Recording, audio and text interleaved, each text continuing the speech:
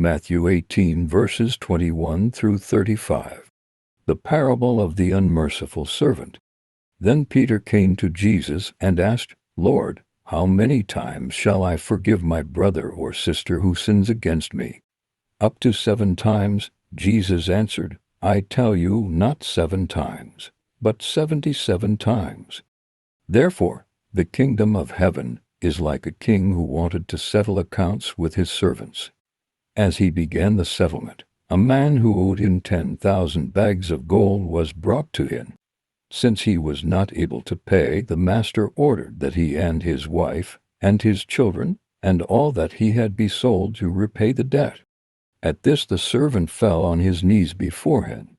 "Be patient with me," he begged, "and I will pay back everything." The servant's master took pity on him, canceled the debt, and let him go. But when that servant went out, he found one of his fellow servants who owed him 100 silver coins. He grabbed him and began to choke him. "Pay back what you owe me," he demanded. His fellow servant fell to his knees and begged him, "Be patient with me and I will pay it back," but he refused. Instead, he went off and had the man thrown into prison until he could pay the debt.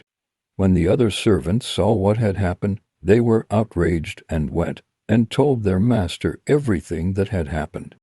Then the master called the servant in. "You wicked servant," he said, "I canceled all that debt of yours because you begged me to. Shouldn't you have had mercy on your fellow servant just as I had on you?" In anger, his master handed him over to the jailers to be tortured until he should pay back all he owed.